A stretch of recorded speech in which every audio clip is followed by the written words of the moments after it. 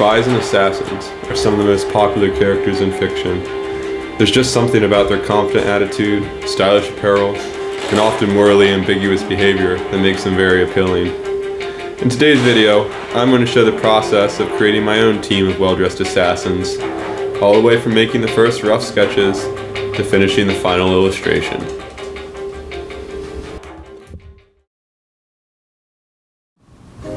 Hello everyone, and welcome to JD Illustrations. I tried something a bit different with the intro for this video, as I'm still figuring out what works and what doesn't. So let me know in the comments whether you like that sort of thing, or if instead you prefer seeing the art process right away. I always start the character design process with some rough sketches.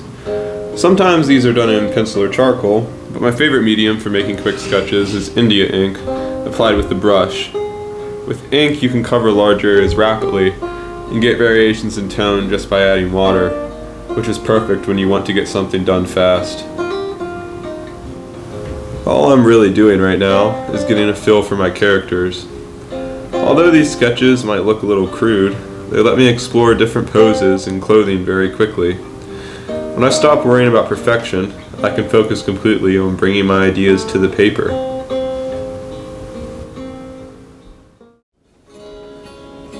When I first started to draw the character designs I had made in a bit more detail, I began to think about how I wanted to arrange them on the paper. Then I had the idea of doing them in the style of an Osprey book. Now if you haven't seen an Osprey book, they are historical, usually military-themed books with uniform illustrations. And these illustrations often show an enlarged version of the character's gear. With that in mind, I added a broken down pistol to give the viewer some idea of what these assassins might be armed with. From the start of this project, I knew that I wanted to make a team of 3 assassins, each with their own unique appearance and feel. And for this first one, I was thinking that he would be more physically imposing. Not bodybuilder levels of muscles, as that would stand out, but still slightly above average height and size, that would lend him an air of confidence. I've changed his pose slightly from the original sketch.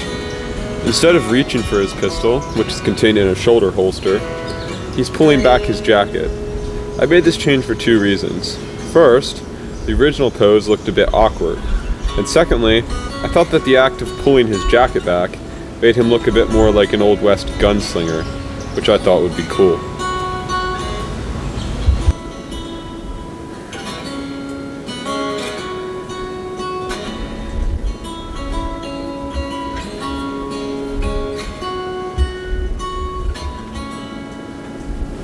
After detailing the pistol, I began working on my next team member. I wanted him to seem laid back, so I dressed him a bit more casually, and showed this not necessarily through the quality of his clothing, but in the way that he wears it, with little details like the rolled up sleeves. I wanted him to be taking something out of a backpack, perhaps a broken down sniper rifle, since I think someone taking long distance shots would need to stay calm, and that's what this guy is all about. Since he's a sniper of sorts, he'll probably provide overwatch and protection for his teammates. I wanted the last assassin I designed to be the sort of operative who would be on the ground, moving through crowds without being noticed. She needed to be well dressed, like she was on her way to work or running an important errand. Clothing that would justify being in a hurry, but wouldn't stand out too much. I think that her main function in the team would be to scout out areas and infiltrate buildings to gather intel.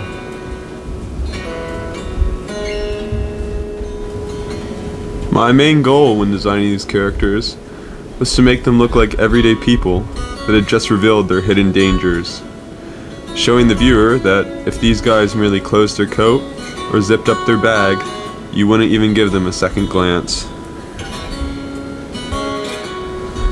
I proceeded to give everyone their finished details, adding more highlights and shadows, so that the characters seemed a bit more lifelike.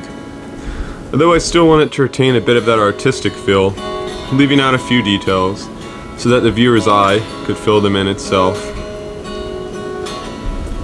Overall, I'm very pleased with the finished results. The spacing of the colorful characters and the gun on the white background looks great. Hopefully this video was worth the wait for all of those people that are subscribed. And if this is your first time on my channel, please consider subscribing and leaving a like if you enjoyed what you saw. Thanks for watching, and I'll see you next time.